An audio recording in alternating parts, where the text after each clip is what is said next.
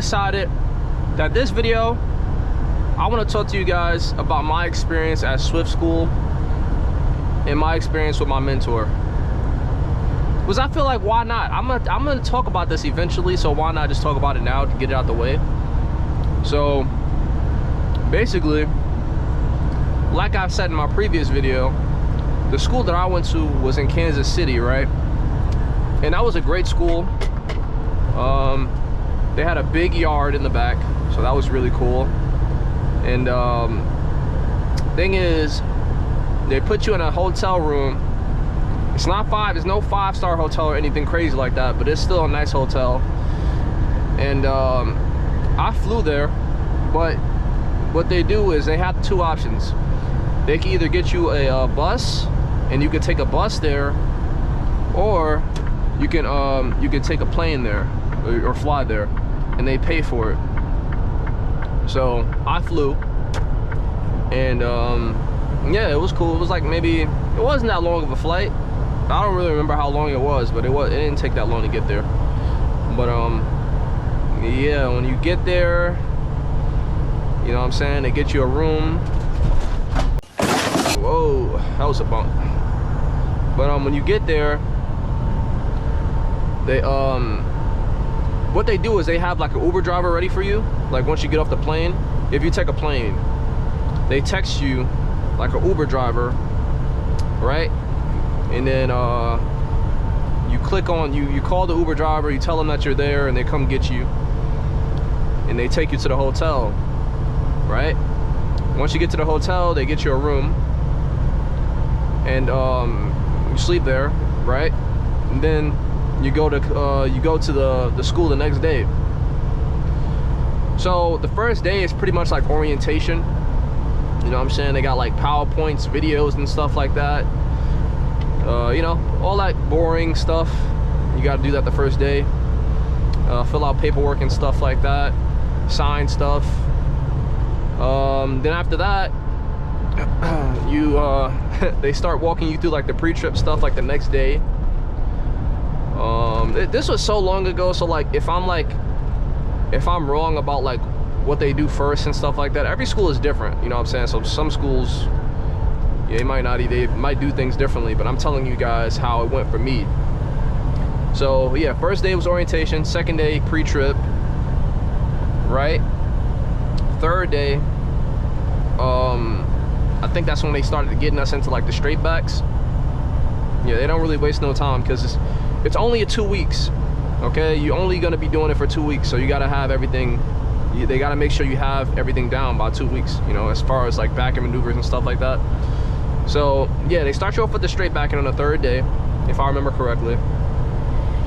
But second day, I think it was just straight up pre-trip. All right.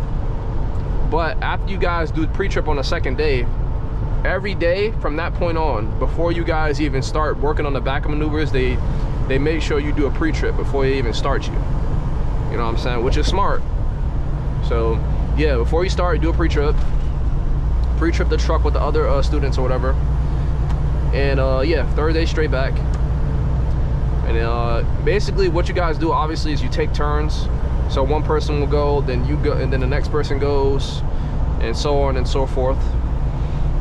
And after they teach you how to straight back, they teach you how to offset. And straight backing and offsetting is not really that hard, guys. Basically straight backing, you know, you're just going straight back. It's not rocket science. You'll get that down within like 2 days, you know, maybe 1 day. I mean, me, it didn't really take no time at all, for the reasons that I suggested in one of my videos. I'm gonna bring it up later, but yeah, so straight backing is easy. Offsetting, the trick about offsetting is you got to use the cones as a reference point. Use the cones as a reference point. So you want to turn the steering wheel, right? You got to have it's a whole system. Like they'll tell you, hey, turn the steering wheel fully 1 time to the left. Once it gets to a certain point, once your trailer is covering the cone, stop and then turn the steering wheel the other way, like fully. Like it's something like that. But once you get to school, they'll teach you that. But it's all about just knowing when to turn the steering wheel, and if you don't turn the steering wheel at those moments, it's like you kind of mess up. And it's the same way with the parallel parking. It's just a system, and it's all about reference points and following the steps correctly. But yeah, they teach you parallel parking after offsetting, and then after they teach you how to parallel park, they teach you how to alley dock. Alley docking is not hard, guys. Alley docking, don't let it scare you. It's easier than parallel parking in my opinion, because it's not a system.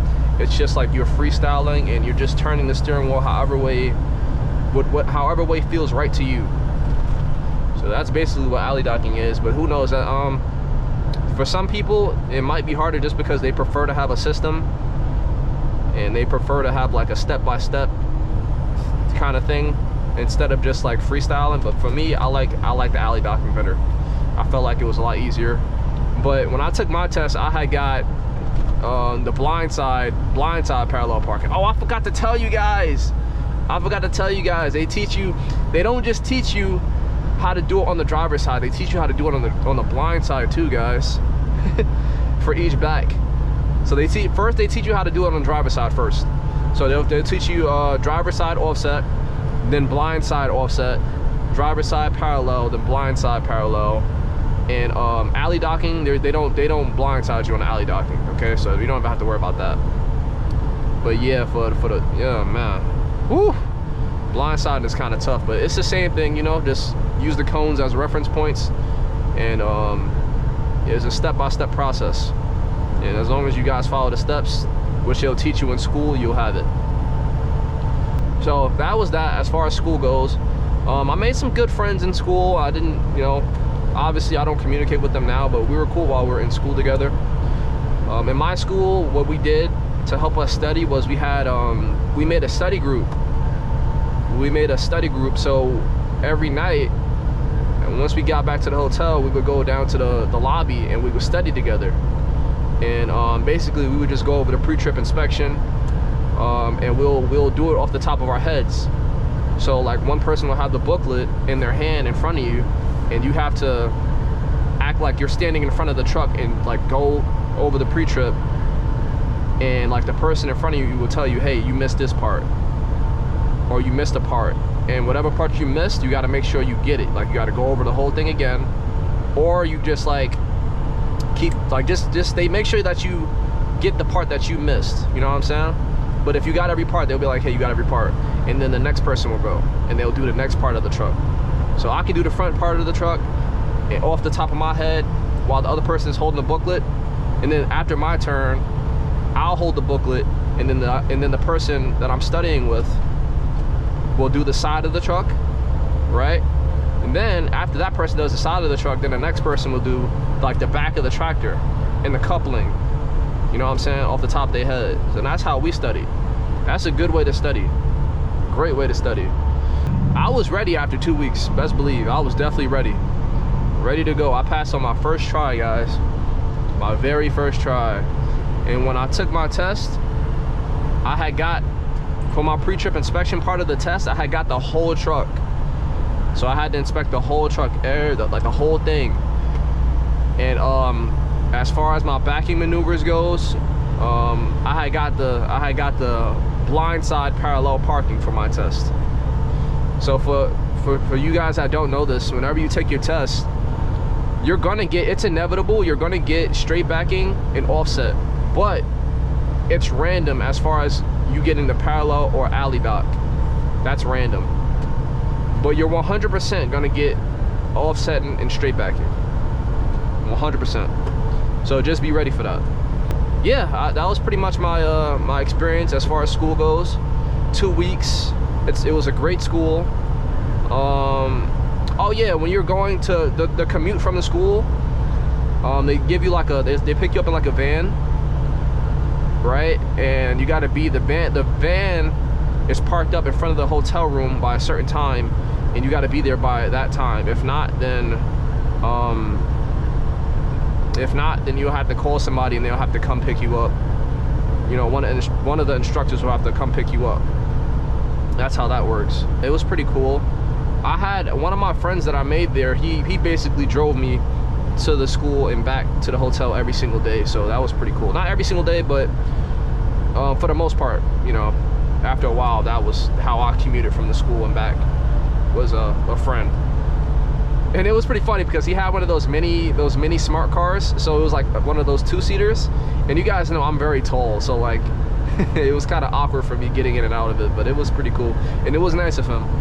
So yeah, that's how everything went for me as far as school goes. I don't want to keep the school portion of the video too long. It's a great school. They make sure that you're ready. They really do. As long as you're focused and you take it very seriously, you'll be ready within 2 weeks, unless you're a slow learner. But even then still, you know, you should still be ready, at least by, if not the 2nd week, the 3rd week, you know, because if you need an extra week, I'm pretty sure they'll give it to you. And I think you have 3 tries to pass the test. 3 tries. So yeah, you get plenty of tries, man. 3 tries is enough, I feel like. So yeah, that's that. As far as my mentoring experience goes, oh man, man. My mentor was cool. He was a cool guy. I don't know. I guess some cons I have to say is he had road rage. You know what I'm saying? The first day I moved into his truck, his truck wasn't too cluttered, but you know, it was kind of messy. Could have been a little bit more organized. But then again, look at my truck. My truck is kind of like, my truck is not the best either. But that's only because I'm in here by myself, and I know that. If I know, like, for a fact that, hey, I'm about to get a student in this truck, I got to clean up a little bit, you know what I'm saying? Straighten up in here. But yeah, it wasn't too bad, but it could have been more cleaner. He had road rage. Another thing that I didn't really like about my mentor was that I felt like whenever something difficult came, I felt like he wanted to take over instead of trying to let me figure it out myself and do it myself. Because ultimately, at the end of the day, once you upgrade and get to your own truck, you're not gonna be in here to help me. You know what I'm saying? I'm gonna be here by myself. So let me try to figure it out myself, you know, so that when I get in these difficult situations, when I finally go solo, I'll know what to do. But I felt like every time a situation popped up, he was like, nah, I got this, let me do it. You know what I'm saying? So that's what I didn't like about him. It's like, if I ever become a mentor, what I would do in that situation is I'm gonna be like, all right, this is a difficult situation, it's kind of tight, but what I'm gonna do is I'm gonna let you try to figure it out. And if you can't figure it out, just let me know. Be like, hey, I can't do this. You know, I need help. Can you help me? And if you say, all right, if you say that you need help and that you need me to help you, then I would step in and I would take over, you know, do it for you or whatever the case may be, and guide you through it. That's how you're supposed to do it. You're not supposed to just take over like, nah, I got this, I'll do it, don't worry about it. Like, it seemed like it's too difficult for you, I'm gonna do it. Like, yeah, man, at least give me a chance to try. You know, like, man, I'm not gonna get better if I don't do it. So that's that. But as far as him being as far as like the pros to him being a mentor, he was really good. He was cool. He motivated me. Whenever I did something good, he gave me a compliment, and he made me feel good about myself. And he actually, you know, he noticed that I was getting better each and every day. And a lot of times when his driver leader called him, he used to talk positive and say good things about me. And he used to say like, hey, this guy, he not scared to drive. You know, my other students, they're scared, but this guy, he's not scared. You know, so I really like that. And you know, the funny thing was his mentor actually, I mean, not his mentor, his driver leader actually eventually became my driver leader, which is kind of crazy. But he wasn't my driver leader at first, but he was like my very next one after that. So yeah, it was cool. So he gave me compliments. Another thing that he did was he bought me food. He bought me food, guys, like, especially on the days where I did good. He like, I remember there was one day I did really good, and he bought me like wings, which is really nice. It's like, we need mentors like that, bro. Like, mentors that are aware that their student is just now getting out of school. They don't really have that much money, You know what I'm saying? They getting that training paycheck. You know, they're not really making much. So it's like, least you could do as their trainer is to feed them. You know what I'm saying? That's the least you could do. That's what I would do if I was training somebody. I would feed them. You know what I'm saying? Like, some people don't want to. Some people don't want to be spoiled like that. I get it. And some people don't like when people buy stuff for them. But you know, I would at least offer, like, hey, do you want me to buy you some food? You know what I'm saying? Like, I know. You're just getting out of school, you might not have that much money saved up. You know what I'm saying? At least I could do is buy you some food while you're in my truck and you're my student, you know? So that's that. He wasn't too overbearing, like as far as like you know, him monitoring me as I'm driving. Like, he usually just let me do my thing. There wasn't a lot of times where he was like, hey, don't do this, or hey, don't do that. He kind of just let me do my thing, you know, and I like that. He wasn't too nitpicky. You know, but yeah, I mean, I'm just grateful that I didn't have a nightmare experience. I feel like a lot of drivers have an experience with their mentor where it's like they just don't click with their mentor, and there's a lot of tension, and like eventually it leads to an argument. Sometimes it leads to a physical altercation. But with my mentor, it was just cool. It was really chill, man. Very chill. Granted, I did not like having to share a space with somebody that I didn't know, and it did feel like it went by very slow. But once you get off that truck, you off that truck. You don't gotta do that ever again if you don't want to. As far as you sharing the truck with like some stranger, you don't have to do that ever again. So it's well worth it, guys. It really is. Yeah, that's pretty much all I have to say as far as my mentoring experience goes. It was really good. You know, I really don't really have much negative things to say about my mentor, thank God. I feel like there's a lot of drivers who have nightmare stories, bro, and I'm not one of them. So I'm very thankful for that. My school experience was really good. Man, I'll give it a 5 out of 5 stars, honestly. I'm not even being biased just because I work for Swift. I just really think that the school was very good. That's just a fact, man. Well, the Kansas City school was very good. I'm not sure as far as all the other schools go. You know, all the other schools, you gotta watch other YouTube videos for that. But Kansas City, great instructors, great yard, great equipment. I mean, shoot, there was even times where the instructors bought us food. You know what I'm saying? That's how chill they are. So that's pretty much all I want to say about that. But yeah, if you're in school right now, what school do you go to? How's it going? And if you plan on going with Swift, then what school do you plan on going to? Because I highly recommend. I mean, you can't pick. I feel like they pick it for you. Yeah, they pick it for you, I think. I didn't have a choice but to go to the Kansas one. So if you go to that one, just know you're in for a good, you're going to a good one. You are. Hope you guys enjoyed the video. I'll catch you on the next one. Hope you guys have a good day. And I'll catch you guys later. Peace.